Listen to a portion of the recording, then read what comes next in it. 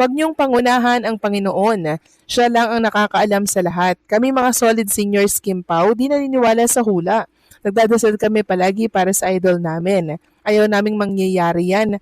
Marunong ang Diyos sa mga taong mabait at mapagbigay ng blessings palagi. Sana yung hula nyo mangyari sa mga taong salot sa bansa natin. Maraming salamat po sa komento, Ginang Norma Cole. Yes, tama po kayo dyan.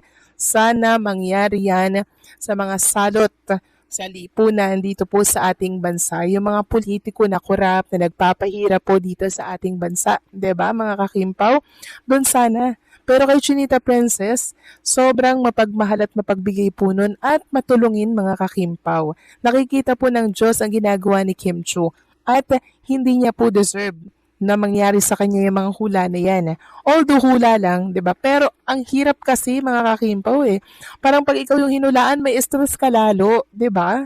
Kaya sana mga kakimpaw, pag narinig or napakinggan po ni Chinita Princess yung tungkol sa hula na yan ni Rudy Baldwin, tawanan na niya lang to, di ba? And syempre, dead man, huwag pakaisipin ang mga ganitong hula na kung saan wala naman pong basihan. Kaya kumalma lang tayo mga kakimpaw kahit na nakakainis, medyo nakakapikon din, ano? Pag may time talaga napipikon ako mga ganyang salita mga kakimpaw eh. Pero syempre hula lang yan at hindi tayo dapat magalit or mainis kasi hula nga lang yan, di ba? So maraming salamat po sa komento, Ginang Norma Call, God bless po, and mabuhay kayo. So ito na nga pag-usapan na natin mga kakimpaw, ang mga topic po na nakalap natin sa hapong ito ng Webes. At unahin nating pag-usapan ang tungkol dito sa panibago na naman pong mga bashers na kumakalat ngayon sa mundo ng social media. So ito ay shinare ni Miss Chinita and Baby Dana Vlog. Sabi niya, kamag-anak ba kayo ni Paulo at Kimi? Bakit alam ninyo? Sabi kasi ng ilang mga netizen na kung saan ay ayaw na ayaw sa Kimpaw, wala kay Alicia, bakit kasi pinipilit magkasama sila? Wala nga ay nasa Baguio si Paulo. Si Kim nasa bahay lang niya, kaya huwag na pahirapan ang mag-isip. Wala ngang maipakita. Sus Mario Joseph. So napapag-iwanan po siya sa kangkungan kasi alam naman natin ang katotohanan kay Kim and Paul Avellino, and also naglapag na din si Kim Chu ng pruweba kung saan siya nagpunta kasama si Paulo noong December. 'Di ba, sa malamig na lugar at sa isa sa beach. 'Di ba mga kakimpaw? Tapos may mga bashers na bitter pa rin until ngayon. At hindi po nila alam nga talaga ang mga nangyayari kay Kim and Paula Avellino, kaya nagmumukha sila ditong mga naiwan sa kangkungan. Kasi alam natin ang totoo tapos sila parang nanghuhula lamang. Samantalang next topic tayo, pag-usapan natin mga kakimpaw, ang tungkol naman dito sa ibinoking ni Vice Ganda. Sabi kasi sa post ni si Kikay, bumanat na si Meme Vice, ibinoking kung gaano kamahal ang regalo ni Paulo kay Kim Chuman sa rigip. Wow na wow ah. Sabi kasi dito, yari nalaman naman sa rigip ay Meme pinakamalakas mang asor kay Kimi kasi namumula siya at obvious sa pagkilos sa totoo. So, totoo lahat. Suot mo yung watch na bigay ni Paulo ah. Ayan yung mansarigip niya, di ba? Ang mahal niya na haba ng hair. So, talaga nakakatuwa tong si Vice Ganda mga kakimpaw, no? Talagang walang preno sa pangbubuking kay Chinita Princess and kay Paula Avellino na kung saan ay gustong-gusto naman po ng mga viewers. Pag meron kasi siyang nalalaman kay Kim and Paula Avellino, talagang binubuking niya mga kakimpaw. Kailan kaya ibubuking ni Vice Ganda yung tungkol sa bagong cellphone ni Chinita Princess, yung color orange, na binili din ni Paula Avellino para kay Chinita Princess, yung 2 terabyte mga kakimpaw, na nagkakahalaga lang naman ng 100,000 mahigit. So grabe no? Sobrang spoil na spoil po si Chinita Princess ni Paulo. Ganyan po bini-baby, ganyan nilalambing ni Paulo si Kim Chu. So parang ngayon ko lang nakita si Paulo ma-inlove ng ganito, no? Mga Kimpaw, laging nagre-regalo. Talagang tinatrato po si Kim Chu na isang prinsesa, 'di ba? Sobrang generous ni Paulo sa taong mahal niya. At nakakatuwa lang dahil finally natagpuan na rin po ni Chinita Princess yung lalaki po nagmamahal sa kanya, iingatan siya, aalagaan, and syempre irerespeto, itatratong isang prinsesa. Ito po yung hinihiling at pinagpe-pray natin kay Kim Chiu, mga kakimpaw, di ba? And ngayon, ito na po mga kakimpaw, yung hiniling natin. Nagbunga na po, and finally, hanggang dulo na to, forever na to. So, ang tangi na lang po nating inaantay ay yung kasalan nilang dalawa na maganap na po sana this coming 2027. Kahit hindi ngayon 2026, kasi alam naman natin kung bakit, di ba? Pangit magpakasal ng 2026, hopefully 2027 na lamang, okay? Una sa lahat, kilala si Vice Ganda bilang prangka, palabiro, at madalas ay may pasabog na hirit, lalo na kapag komportable siya sa taong kausap niya. Kaya na mabuking niya si Kim, ramdam ng mga fans na hindi ito basta intriga lang, kundi isang light at playful na pagbubunyag na nag-ugat sa pagiging close nila sa isa't isa. Ibig sabihin, may antas ng tiwala at natural na chemistry na umiiral, kaya nagiging totoo at hindi pilit ang ganitong eksena. Para sa mga fans, lalo na sa Kim Pao supporters, ang ganitong klaseng pagbubuking ay nagiging dagdag kilig at dagdag espekulasyon. Sa mata ng mga tagahanga, maliit man o malaki ang detalye, nagiging clue ito na posibleng may pinanggagalingan ng mga ngiti, pagiwas o reactions ni Kim. Kaya naman hindi na nakapagtataka kung bakit trending agad at puno ng memes at komentaryo online. Gayunpaman, mahalagang tandaan na ang ganitong pagbubuking ay kadalasang nasa konteksto ng katuwaan at showmanship. Hindi lahat ng nababanggit sa harap ng kamera ay may malalim o opisyal na kahulugan. Si Kim mismo ay kilala bilang pribado pagdating sa personal na buhay at madalas ay pinipiling manahimik o tumawa na lang sa halip na magpaliwanag. Ipinapakita rin ng pangyayari kung gaano kalakas ang impluensya ng mga salita at biro sa mainstream media. Isang linya lang pwede na magliyab ang fan theories. Positibo rin itong senyales na komportable at masaya si Kim sa kanyang paligid dahil hindi lahat ay kayang makipagsabayan sa biruan ni Vice kung hindi ka relaxed at secure. Para sa fans, sapat na minsan ang ganitong moments. Hindi kailangan ng kumpirmasyon dahil ang saya at kilig ay nanggagaling sa obserbasyon at imahinasyon. Sa kabuuan, ang pagbubuking ni Vice Ganda kay Kim Chiu ay isang masayang pop culture moment. Walang bigat, walang pilit, pero punong-puno ng aliw.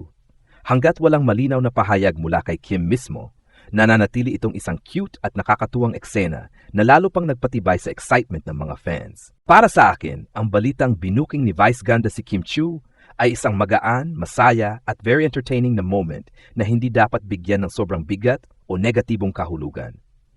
Una, malinaw na nangyari ito sa konteksto ng biruan at kasiyahan, lalo na't kilala si Vice bilang palabiro at prangka sa mga taong malapit sa kanya.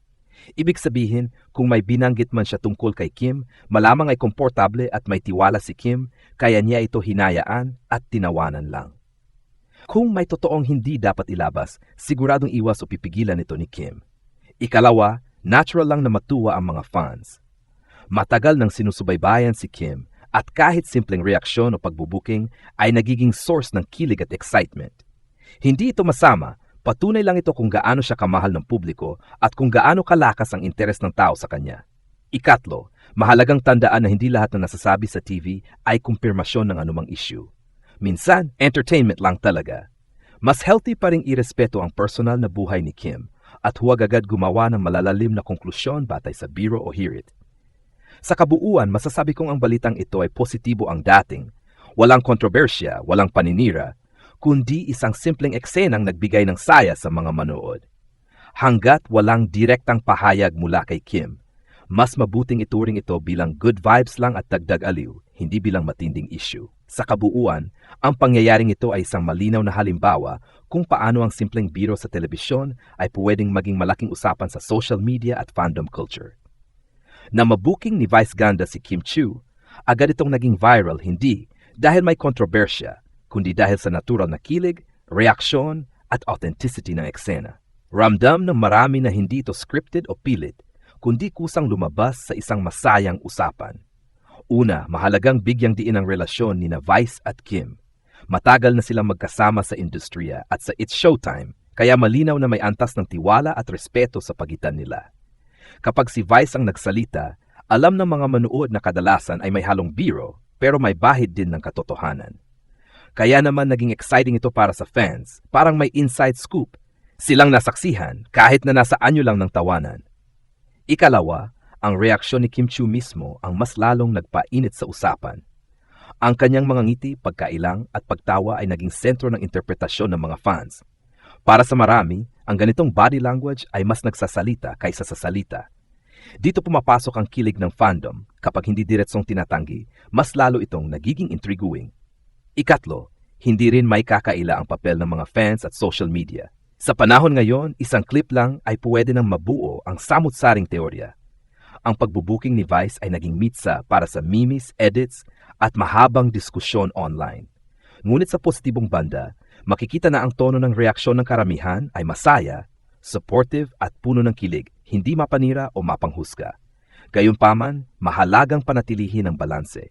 Ang ganitong mga sandali ay dapat tingnan bilang bahagi ng entertainment, hindi agad bilang kumpirmasyon ng anumang personal na issue. Si Kim Chiu ay matagal nang kilala bilang pribado pagdating sa kanyang personal na buhay at karapatan niyang piliin kung ano ang ibabahagi niya sa publiko at kailan. Sa huli, ang balitang ito ay naghatid ng good vibes, nagbigay ng saya sa fans, nagpakita ng genuine friendship sa industriya, at nagpaalala kung bakit patuloy na minamahal si Kim Chiu ng publiko. Walang kontrobersya, walang negatibong epekto, kundi isang light, fun at nakakakilig na moment na pansamantalang nagbigay ng ngiti sa maraming tao. Hanggat walang malinaw na pahayag mula kay Kim mismo, mas mainam na i-enjoy na lang ang sandali at irespeto ang kanyang katahimikan. Mayroon pang ilang mahalagang bagay na pwedeng idagdag sa balitang Kim Chiu binuking ni Vice Ganda, lalo na kung titingnan ito sa mas malawak na konteksto ng showbiz at fandom. Una, ipinapakita ng pangyayaring ito kung gaano kalakas ang hatak ni Kim Chiu sa masa. Kahit simpleng biro o hirit lang ang mangyari, agad itong nagiging balita at pinag-uusapan. Ibig sabihin, nananatili pa rin siyang relevant at mahalaga sa industriya, isang patunay ng kanyang matagal na pananatili at matibay na koneksyon sa publiko. Ikalawa, makikita rin dito ang husay ni Vice Ganda bilang host. Alam niya kung hanggang saan lang ang biro, yung sapat para maging interesting at masaya, pero hindi umaabot sa bastos o nakakasakit. Kung naging komportable si Kim sa sitwasyon, malinaw na may respeto at mutual understanding sa pagitan nila. Ito rin ang dahilan kung bakit naging positibo ang pagtanggap ng mga manonood. Ikatlo, ang ganitong eksena ay nagpapakita ng pagbabago ng showbiz ngayon, mas spontaneous, mas totoo, at mas audience-driven. Hindi na kailangan maglabas ng opisyal na statement para lang mapag-usapan. Minsan, isang genuine reaction lang sa live TV ay sapat na para makuha ang atensyon ng lahat. Ikaapat, para sa mga fans, nagsisilbi itong paalala na minsan ang kilig ay hindi kailangang may kumpirmasyon. Masarap ding ma-excite, pero mahalaga pa ring irespeto ang boundaries ng artista. Ang suporta ay mas nagiging makabuluhan kapag may kasamang pag-unawa. At panghuli, ang balitang ito ay maaring ituring na feel-good moment sa gitna ng maraming mabibigat na issue sa paligid. Isang paalala na ang showbiz ay nandiyan din para magbigay ng aliw, tawa, at panandaliang saya. Sa kabuuan, ang dagdag na perspektibo sa balitang ito ay hindi para palalimin ang intriga, kundi para pahalagahan ang saya, respeto at positibong enerhiya na hatid nito para sa mga artista at sa mga tagahanga nila.